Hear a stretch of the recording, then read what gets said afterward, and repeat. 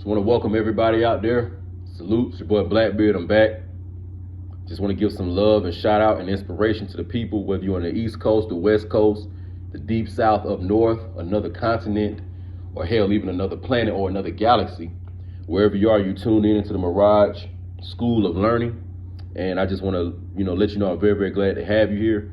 To all the new subscribers, old subscribers, new viewers, old viewers, wherever you may be, just want to thank you all for being patient and continuing to support the Midnight Mirage by viewing the tapes. I still have been getting a lot of comments on old tapes and stuff like that, so that's a good thing. It lets me know a lot of you all are doing your homework. You're going deep into the playlist, and you may be even, reviewing things you've learned before, but maybe you got a new perspective on it. All right. I want to salute a young woman. I don't necessarily know who she is, but she was telling me, something along those lines in one of her recent comments that she left on a video.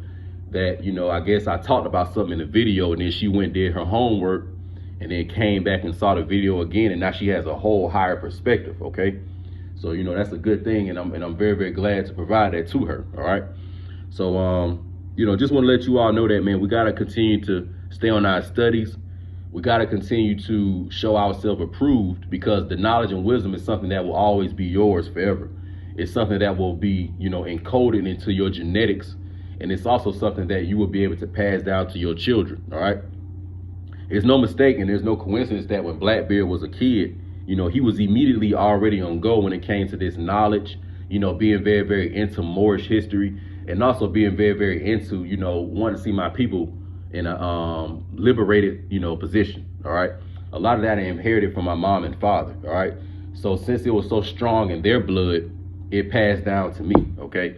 So also this tape is very important because we're going to talk about the Judean or the Davidic or the Solomonic or the Hebraic or the Israelite Moorish bloodline, okay? And we're going to also talk about when a king is coronated, how a king should carry himself, who the king should give his concentration and attention to, and basically just go over some of the details that a king or an emperor has to keep in mind so his kingdom or his empire can stay intact, all right? A lot of you young brothers out there are about to come into newfound success, and a lot of you young brothers out there represent the sun for the solar system that's called your friends and family or your community. All right, we all know that in the so-called black community that there is usually a Christ archetype that's born in families, and this tends to be the person that kind of figures it out. Maybe they're the one that finally graduates high school and college. Maybe they're the one to go and get the good job. Maybe they're the one that figure out how to start a business and, the whole entrepreneurship and the LLC. Or in other words, there's always a Christ archetype born in the family who's able to achieve something. And when they achieve that something, they're able to go back and pull the rest of their friends and family out of the crab bucket, okay? Pulling them out of the crab bucket and be able to take them to the mountaintop, all right? So, just like the galaxy and the solar system work, the same way how we have the sun in our solar system, and we have all these planets that are revolving around the sun, and they're getting support from that sun, and they're depending on that sun, okay? It works the same way in a kingdom or an empire. Us as men, we represent the solar aspect or the solar principle, okay? So the same way how in the morning time the sun gives heat, and the sun gives energy to the earth and the grass, and everything begins to wake up, everything is able to flourish. Well, a man in his higher self, who is in the image of how the Most High truly made him, is able to do the same thing. When we're able to, perfect the blessings that we've been given, and we work on our skills, and when we're able to, reach the mountaintop, we're able to provide a lot of good things for our friends and family, a lot of life, etc. Okay. So it's very, very important that you brothers understand the position you play. And it's also very, very important that you take yourself serious, not in more of an egotistical way, but more on a people are depending on you type of way. All right. Now, the reason why I said that is because something that a lot of brothers, they get caught up in this whole jealousy and envy thing. And a lot of us wanting to beef with each other. OK, whereas, that's something that's very, very silly, because while we sitting here beefing with each other and arguing with each other and going back and forth with each other, you have people from other ethnicities, other species, other nations, etc., who are attacking all of us. All right. And I brought that up because I saw a video recently about a brother named David Carroll on FS Avenger. It was one of his rabbit hole classics. But basically, he was talking about that. You know, this brother's putting out a lot of tapes. He's trying to help the so-called black males see the truth, but he's receiving a lot of attacks from so-called black men, you know, and that's something very, very silly and stupid. And in the tape, he said something that was real, you know. He said, you niggas ain't got no smoke for these Caucasians. Y'all ain't got no smoke for these Arab corner store owners and these gas station owners. Y'all ain't got no smoke for these Asian and Korean nail salon and weave shop owners. You know what I'm saying? Y'all ain't got no smoke for these black preachers who are stealing money out the pulpit, running through you niggas women. Y'all ain't got no smoke for them, but you real quick to run up in another brother's face. And it's very ironic and coincidental because most of the time, the brother's face that you're trying to run up in is the one that's trying to help the community, okay? So even David Carroll, he represents more of a Judean, Davidic, Solomonic, Moorish, you know, type of leader, really, who's taking some of his time to try to put some wisdom out to help some of you brothers. So we got to really get out a lot of that beefing and petty shit. And we got to understand when somebody is here to help us, okay? We got to understand when somebody's here to help us. Now, is everybody going to be able to do that? Of course not. You're going to always have lame-ass niggas doing little shit. But at the end of the day, a lot of you brothers out there that are not like that, I just wanted to, you know, re-bring that up so you'll understand that. So a lot of this petty beef with other black men and shit like that, that shit is old news. You know what I'm saying? That's the old played out shit, you know, because at the end of the day, I got smoke for really everybody else. You know what I'm saying? Whoever that may be. But as far as me beefing with other so-called black men, a lot of y'all ain't even no comp, you know, like I know y'all's weaknesses. I know y'all's strengths. I ain't really trying to beef with y'all. I'm trying to beef with these other folks. Okay.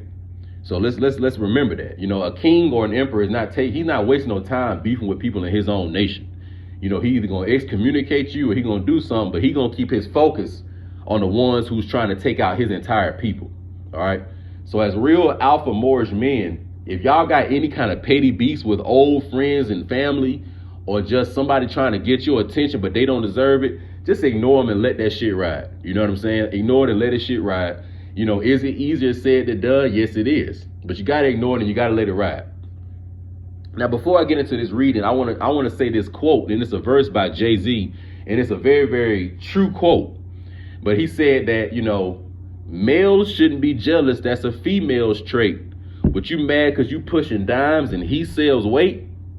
So men shouldn't be jealous of other men and all that. You know, if you're jealous of another man, more than likely you haven't taken the time to cultivate and enhance the natural gifts and natural abilities that you've already been blessed with.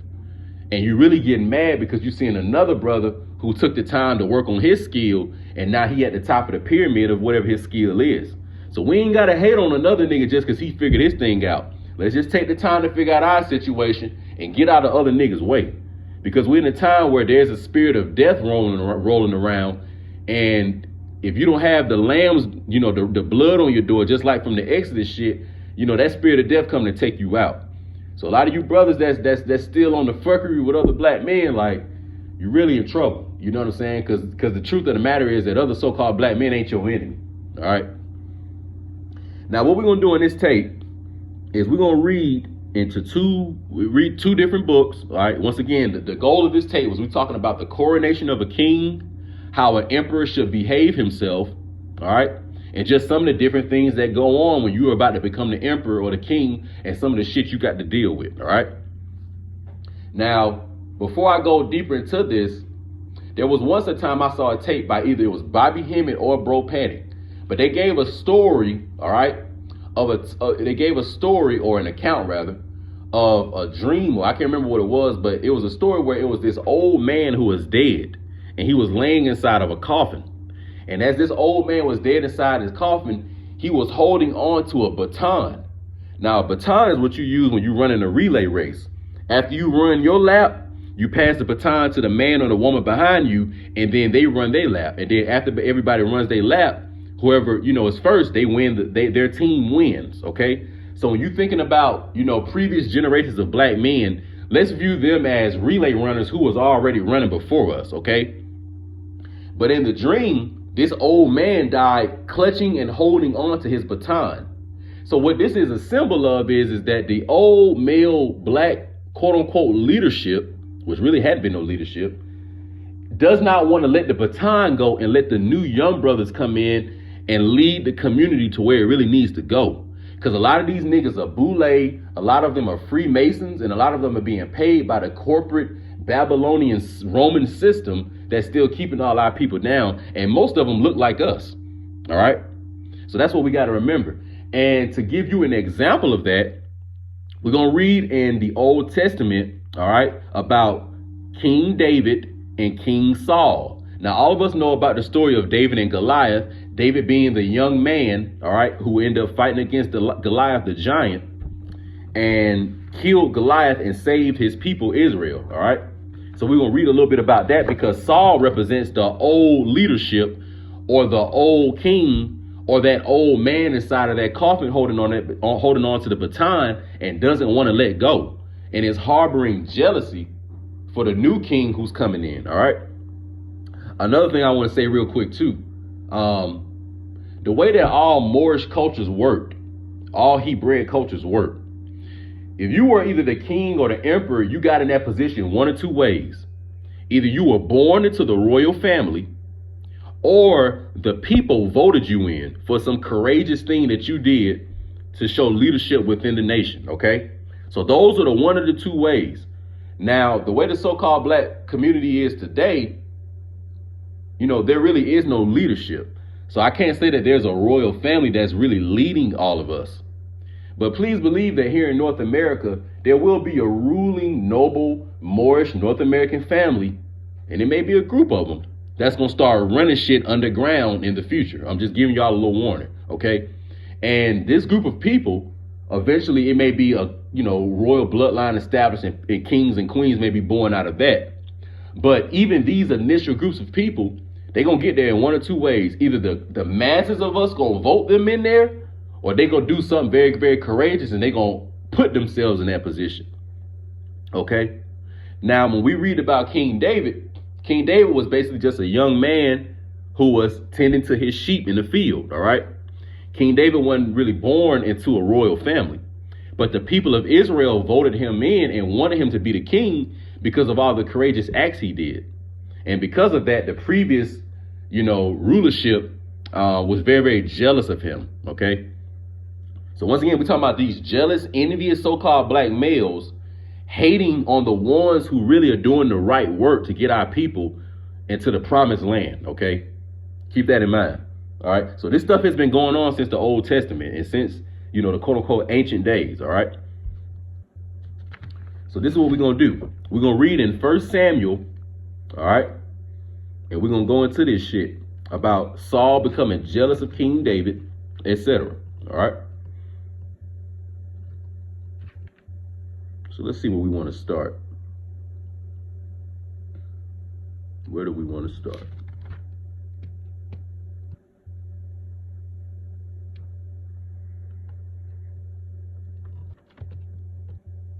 All right, here we go. So first we're going to start in 1 Samuel 32. And then we're going to jump to 1 Samuel then we're going to jump to basically the whole David and Goliath thing. So just, you know, just sit down, get you your blunt, your black and mild, your liquor, your wine, whatever it is you do when you're listening to these tapes. But also have a pen and paper next to you because I do want you all to look this stuff up.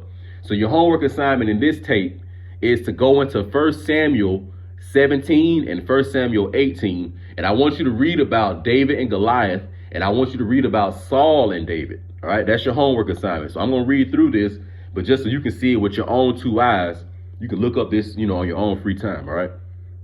So we're going to just read through this. We're going to talk about it. Once again, we're talking about the new king or you young brothers coming into the prominent position and what your mindset has to be like, okay? Because the creator, God, the Most High, whatever you want to call it, you know, has a certain way that you're supposed to be a king, okay? So let's read into this. All right. So first it says, and David said to Saul, let no man's heart fail because of him. Thy servant will go and fight with this Philistine. And Saul said to David, thou art not able to go against this Philistine to fight with him, for thou art but a youth, and he a man of war from his youth.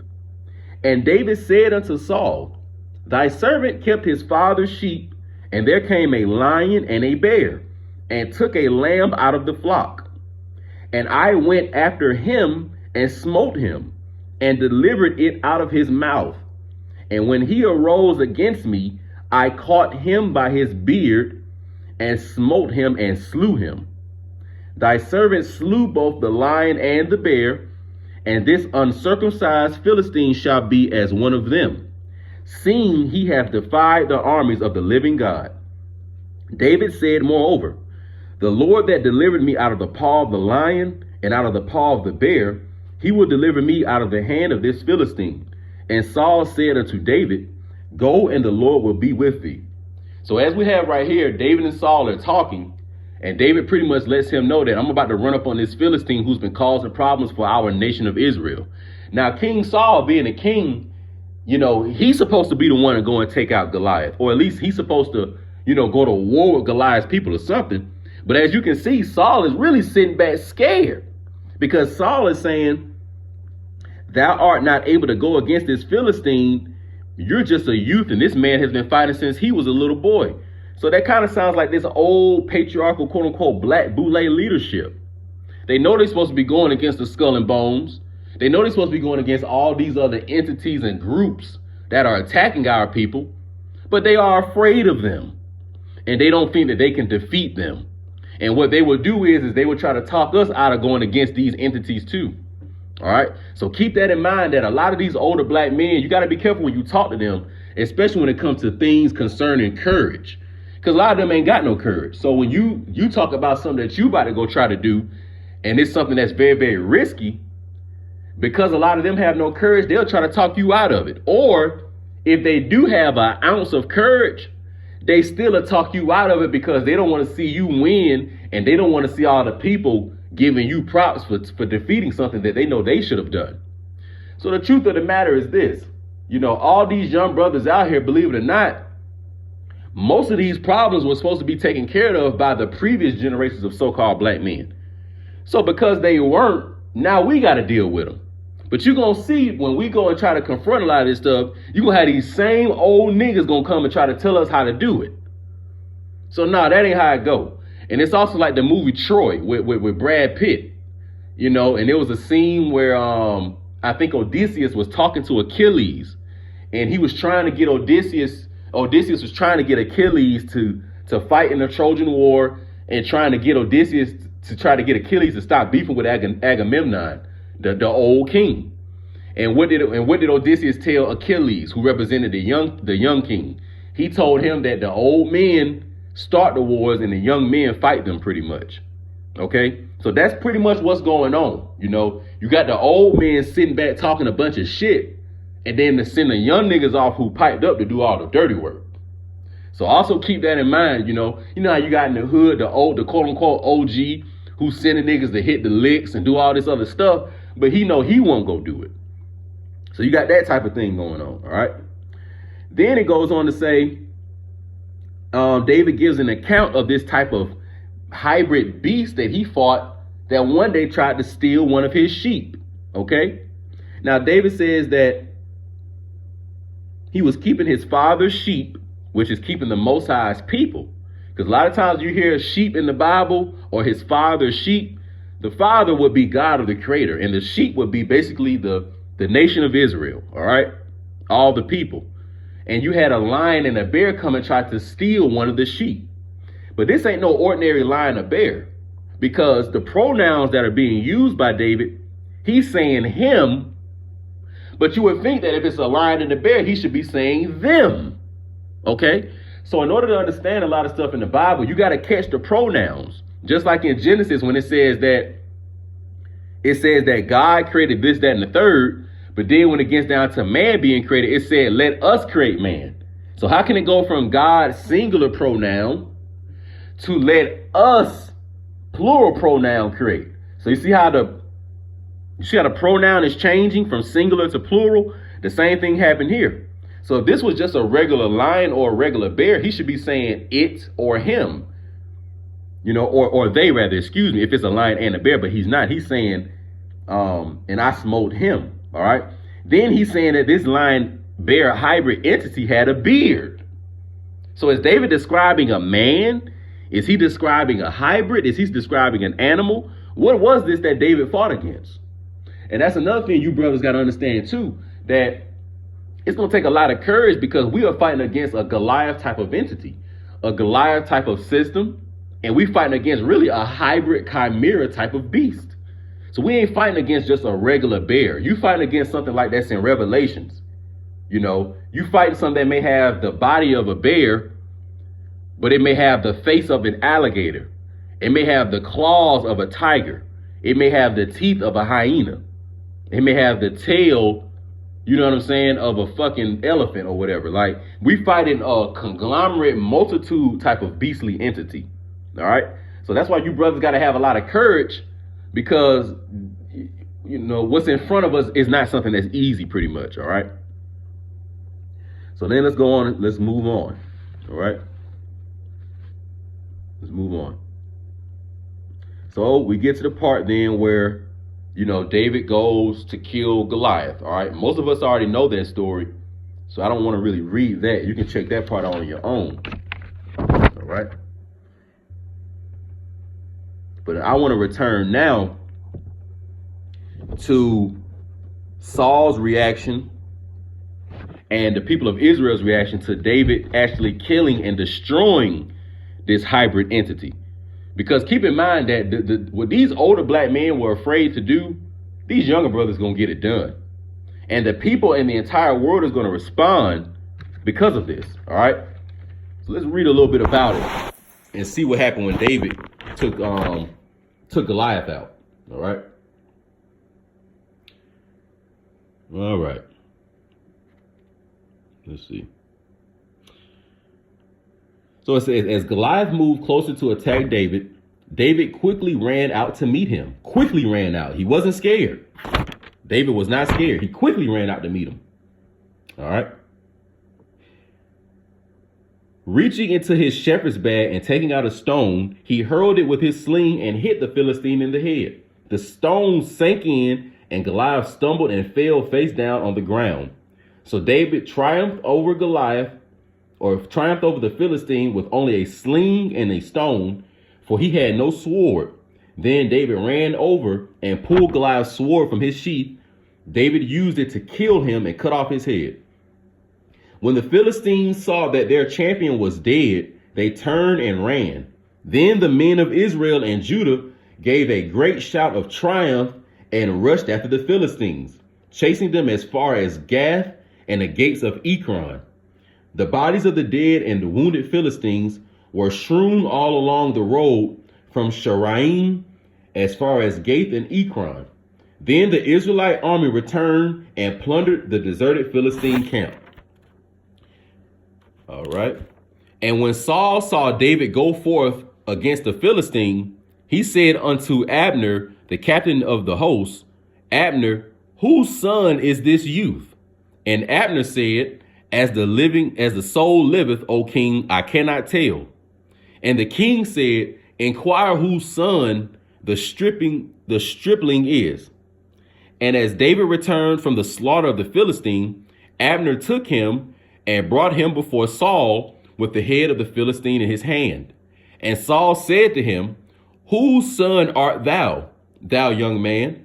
And David answered, I am the son of thy servant Jesse, the Bethlehemite. So what you have right here is after David did what he did, now Saul wants to know what bloodline does this man come from? Because remember, when I talked in the beginning, I'm talking about the Judean, Moorish, Hebraic, American bloodline of kings. Okay. So always remember, like, your last name is what we can look into to see who your male ancestors were in the past, and to see if you come from a line of a line of men who have courage, or a line of men who are cowards. All right. Also, please remember this. When we're all born and our parents sign these birth certificates in these hospitals, the Freemasonic and the Boule Order of North America, or the Americas rather, has all these birth certificates on file. So when we start doing things and coming into prominence, getting certain success, whether it's on the celebrity level or the regular level, these secret societies already know who you are. And they know who you are based on your bloodline and your last name. So if your grandfather was a snitch If your great grandfather was a snitch and your father was a snitch, what's going to happen is that you're going to be approaching this lifetime and somebody going to try to get you to snitch. That's how it goes. You are who your forefather was. All right. So that's why you see in this situation why Saul wanted to know who his father was. All right. So now we're going to read and go deeper into, Saul and Israel's reaction to David finally taking out this enemy. All right. Because this is going to be very, very similar to how so-called black people are going to respond when a lot of shit changes for us in the future. All right. And it came to pass when he had made an end of speaking unto Saul, that the soul of Jonathan was knit with the soul of David, and Jonathan loved him as his own soul. Jonathan is Saul's son, I believe. All right. And Saul took him that day and would let him go no more home to his father's house. Then Jonathan and David made a covenant, because he loved him as his own soul. And Jonathan stripped himself of the robe that was upon him and gave it to David, and his garments, even to his sword and to his bow and to his girdle.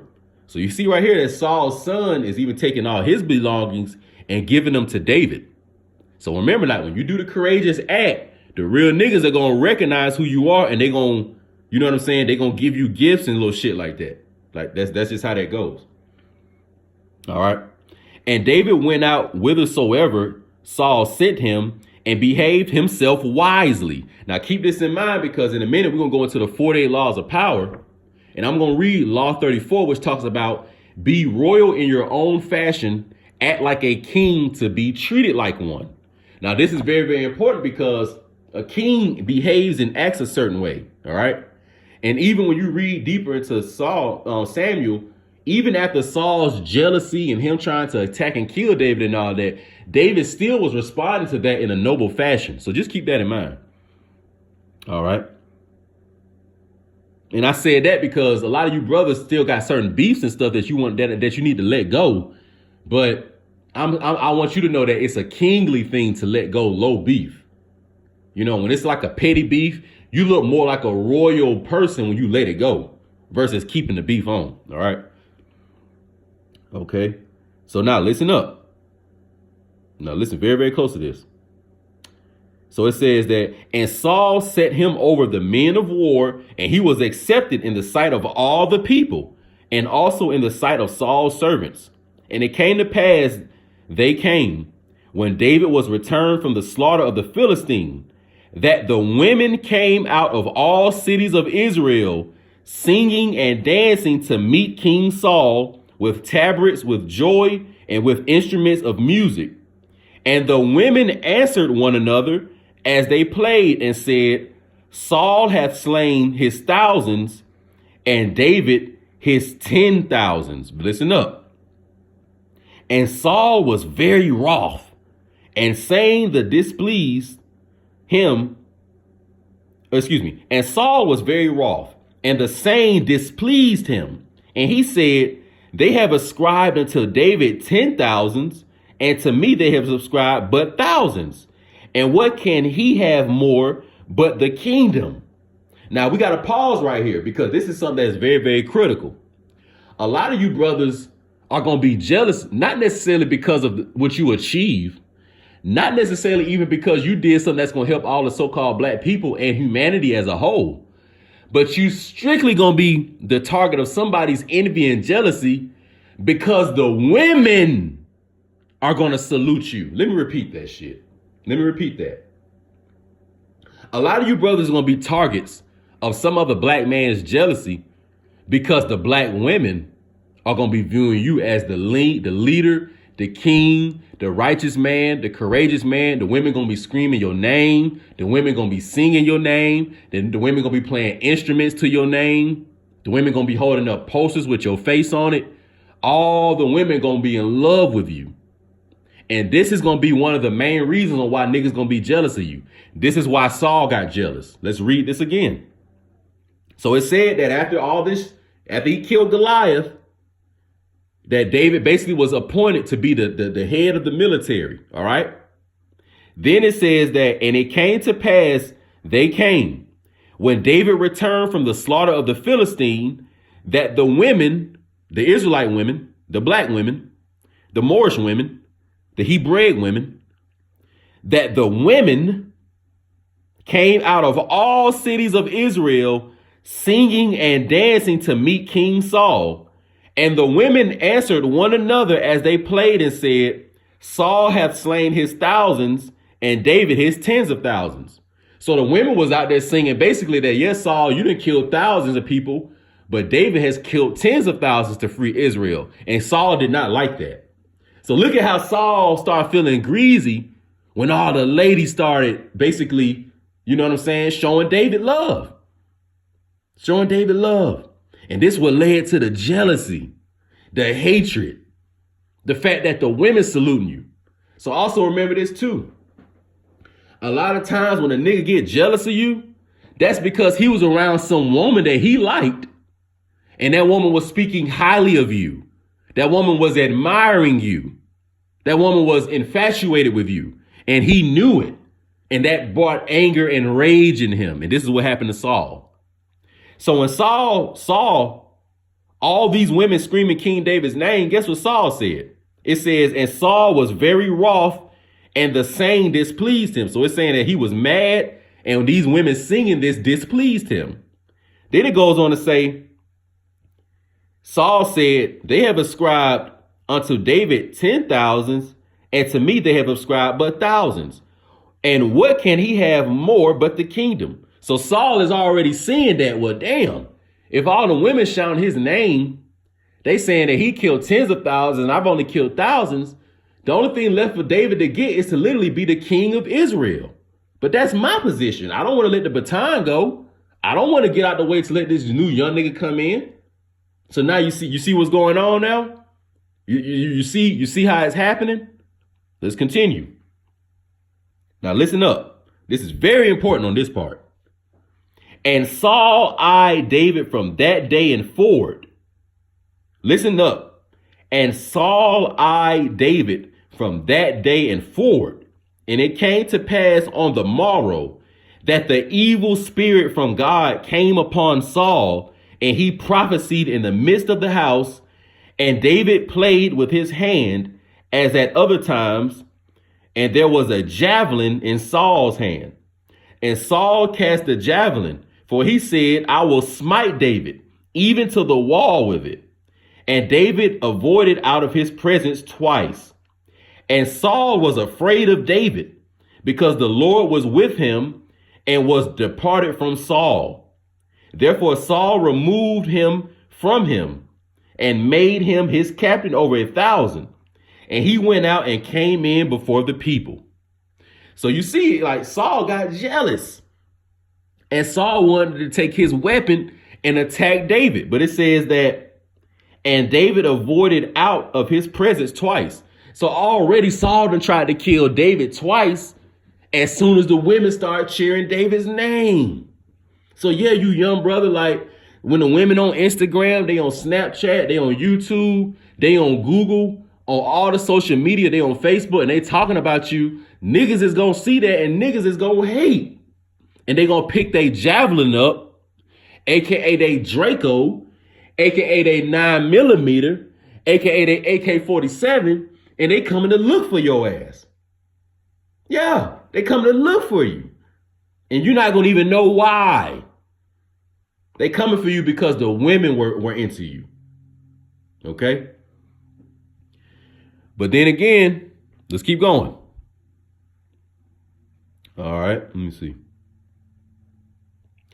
And David had finished talking with Saul. He met Jonathan, the king's son. There was an immediate bond between them, for Jonathan loved David. From that day on, Saul kept David with him and wouldn't let him return home. And Jonathan made a solemn pact with David because he loved him as himself. Jonathan sealed the pact by taking off his robe and giving it to David, together with his tunic, sword, bow, and belt. So here you have right here, Saul is jealous of David, but Saul's son, Jonathan, actually loves David as a brother. And it said that Jonathan took David in as if he was himself. So also remember that the nigga that's hating on you, He got friends and family members that actually love you. Yeah, he do. And he's literally sitting there in hate and isolation by himself while everybody around you actually fuck with you. All right. So let's keep it going. When the victorious Israelite army was returning home after David had killed the Philistine, women from all the towns of Israel came out to meet King Saul. They sang and danced for joy with tambourines and cymbals. This was their song. Saul has killed his thousands and David his 10,000s. So the women are still singing. They ain't stopped yet, y'all. This made Saul very angry. What's this, he said. They credit David with 10,000s and me with only thousands. Next, they'll be making him their king.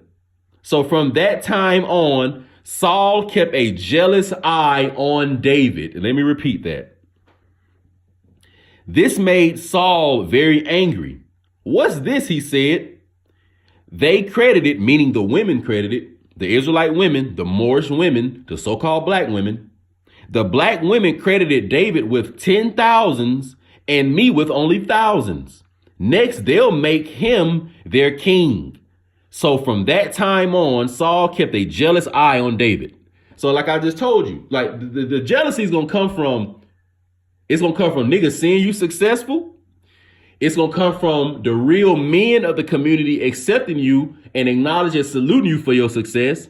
And the jealousy is going to come from the women acknowledging your success. It says right here that Saul is so scared that he's saying, next, they'll make him their king. So basically, Saul already knows that the women and the people of Israel have the power to make somebody a king. Don't the people vote in the so-called president, even if it's the Electoral College or even if it's the Skull and Bones or the Freemasons, whoever? Isn't it always a group that votes somebody in? Even think about the Pope and the Vatican. Don't the different cardinals and bishops have to vote on who they let in? So Saul is very, very afraid here because he knows that the people can replace him and put David in. The very next day, a tormenting spirit from God overwhelmed Saul, and he began to rave in his house like a madman. David was playing the harp as he did each day, but Saul had a spear in his hand, and he suddenly hurled it at David, intending to pin him to the wall, but David escaped him twice. So it says that an evil spirit of the Lord came upon Saul. So see, that jealousy is a certain spirit. All right. It's a spirit. And it's the same way how in Exodus, when it says that the Most High hardened the Pharaoh's heart, and it was causing the Pharaoh to be very, very disagreeable with Moses. It was causing Pharaoh to be very, very harsh on the Israelites because God put a spirit of evil on them. It's the same here with Saul. So that old man that was in the coffin holding the baton actually has a spirit of evil and jealousy within him. Okay, that was put on him by God. All right.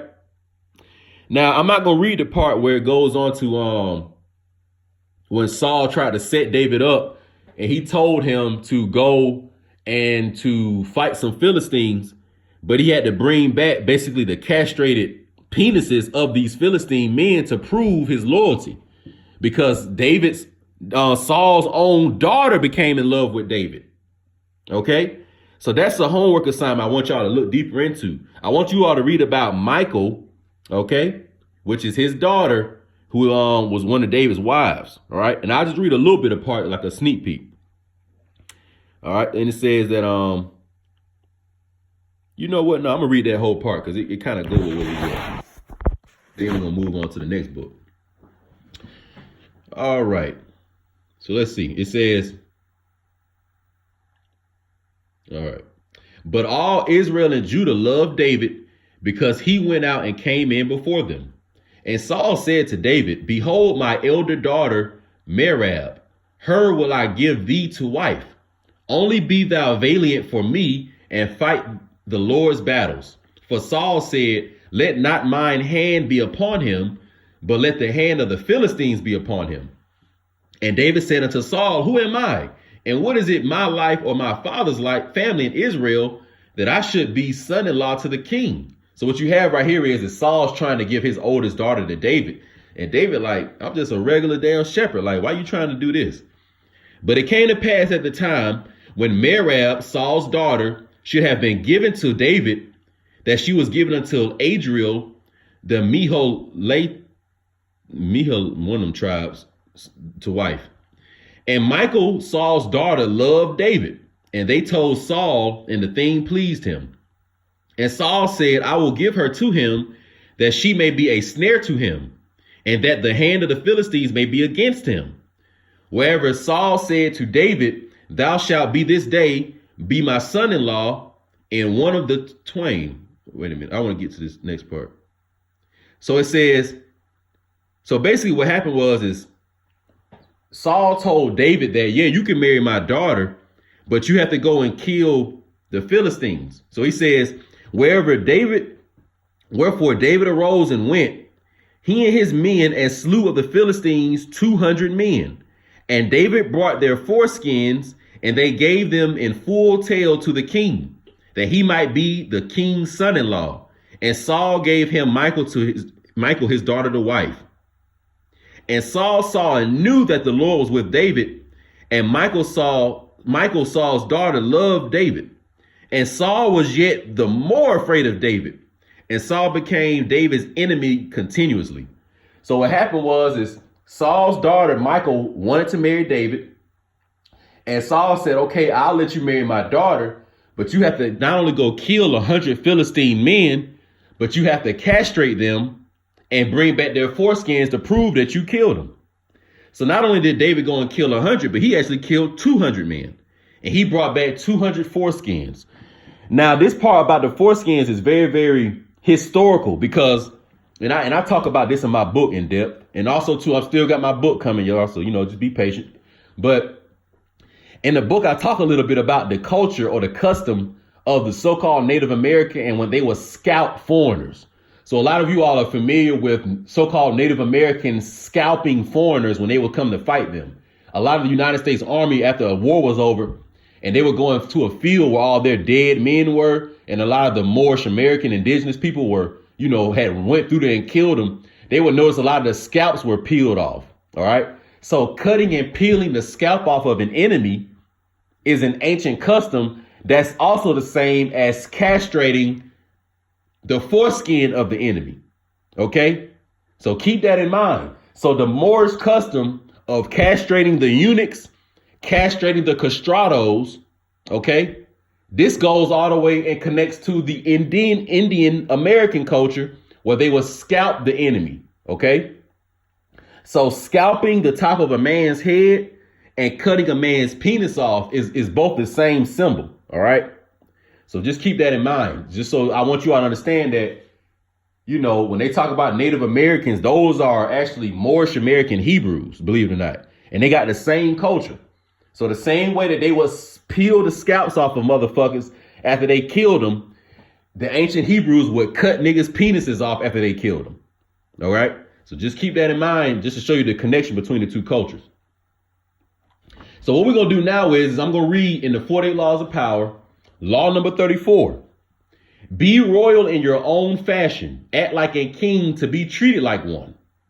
The way you carry yourself will often determine how you are treated. In the long run, appearing vulgar or common will make people disrespect you. For a king respects himself and inspires the same sentiment in others. By acting regally and confident of your powers, you make yourself seem destined to wear a crown. This is what King David was practicing. So when it says right here that it says the very next day, a tormenting spirit from God overwhelmed Saul, and he began to rave in his house like a madman. David was playing the harp as he did every day. But Saul had a spear and intended to pin him to the wall. But David escaped him twice. So what you're going to find is there were a lot of times where Saul tried to kill David, but David just got the hell out of there. And there was even another time where Saul actually was caught slipping, and David could have murked him, but he didn't do it. So this was David acting in that royal Judean, Hebraic, Moorish, kingly-like fashion. Okay? Because just because a conqueror or a king has the ability to kill you and take you out, it don't mean he gonna always do it. You know, that's just like when I was in the streets and certain shit, or, you know, I would see certain things going on, and it may be a situation where I can go and, let's say, knock somebody out. But if that's not called for, I'm not going to do it, because there were a lot of times where we may have done something in the streets and we thinking that it was the right thing to do, but actually the community was against it. So that's something very, very powerful, that a king has to be royal in his fashion. All right. So now I'm going to read you another quote from this 48 Laws. Never lose your self-respect, nor be too familiar with yourself when you are alone. Let your integrity itself be your own standard of rectitude, and be more indebted to the severity of your own judgment of yourself than to all external precepts. Desist from unseemly conduct, rather out of respect for your own virtues than for the strictures of external authority. Come to hold yourself in awe, and you will have no need of Seneca's imaginary tutor. And this was a quote by somebody named Baltasar Gracian, 1601 through 1658. So what that is saying is that as a king, you have to be your own Saturnian disciplinarian. You know, as a king, you got to know how to discipline yourself. All right. Because if you don't, there's always going to be some external force coming to discipline you, whether it's God or whether it's other groups of men. So, you know, as Moorish young black men, we need to learn how to be disciplined on ourselves. We need to learn how to catch our own weaknesses, and we need to learn how to fix these things so we don't have to have these police, these armies, and all these other entities coming to try to police us. Okay? That's how it goes. All right. All right, so this is the last thing I'm going to read. Keys to power. As children, we start our lives with great exuberance, expecting and demanding everything from the world. This generally carries over into our first forays into society as we begin our careers. But as we grow older, the rebuffs and failures we experience set up boundaries that only get firmer with time. Coming to expect less from the world, we accept limitations that are really self-imposed. We start to bow and scrape and apologize for even the simplest of requests. The solution to such a shrinking of horizons is to deliberately force ourselves in the opposite direction, to downplay the failures and ignore the limitations, to make ourselves demand and expect as much as the child. To accomplish this, we must use a particular strategy upon ourselves. Call it strategy of the crown. Now we're going to read this part and then we're going to transition into something else. The strategy of the crown is based on a simple chain of cause and effect.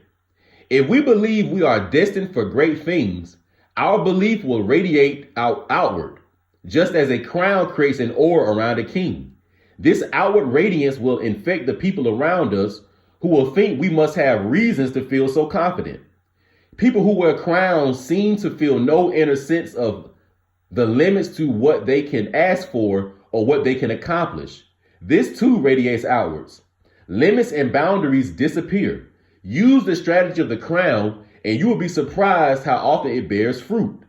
Take as an example those happy children who ask for whatever they want and get it. Their high expectations are their charm. Adults enjoy granting their wishes, just as Isabella enjoyed granting the wishes of Columbus. So, to get ready to conclude, you brothers gotta operate in a kingly fashion. You know what I'm saying? You gotta give your concentration and your time and energy to only the things that are relevant and only the things that matter and only the things that's gonna help benefit you and the people you claim you care about. You know, and a lot of the times you may have the opportunity and the ability to smite somebody, but you may not need to do it all the time. Just like how King David was. You know, it was times when he caught Saul slipping in caves and all type of shit, but he just let him go on about his business. And eventually Saul took his cell phone out, you know. So all these jealous, envious, you know, old niggas that's holding on to batons, they either gonna die out or they gonna do something to take themselves out. So as a king, you got to keep your image clean in front of the face of the people, and that's another one of the 48 laws of power you got to keep your image clean sometimes too. So, the reason why the women of Israel and the people of Israel had so much respect for David, because they never really saw David doing no lower self shit. They never saw him doing no petty type of shit, and that's why they had such a respect for him. And a lot of you black men don't understand that there are things that other races of men gonna be able to do, and there are gonna be things that even black women can do that you are never gonna be able to do. And if you do these things, you're gonna be punished for them. Why? Because we held to a higher standard. We held to the kingly standard. You're being held to the Judean, Solomonic, Davidic, Moorish bloodline standard of the royal ruler. Okay? And that's how it goes. You know what I'm saying? That's just how that goes. So I hope y'all learned a lot from this tape. This shit was very, very deep. And we went over some very, very important things in this tape. So, just put this stuff into action. Y'all shout me out in the comment section. Let me know what y'all thought about the tapes, or this tape, or the last ones. You know what I'm saying? Or if you want to just say what's up or whatever, you can do that. But, everybody out there, y'all stay strong. Y'all stay wise. Y'all continue to grow and glow in wisdom and knowledge. Y'all keep it real with each other. The people that are in your life that are good, support those people and give your energy and attention to those people and those people only. The folks that make you mad or the people you don't like and stuff like that, just ignore them, just ignore them. And I'm going to wrap it up with this. Y'all know how Blackbeard ignore a lot of shit. This is what Blackbeard be on. So when this tape is over, Blackbeard about to go get on some black cherry gelato. I'm too focused on what I need to be doing to be worried about any of these bullshit ass niggas out here and they jealous ass, envious ass, bitch made ass ways.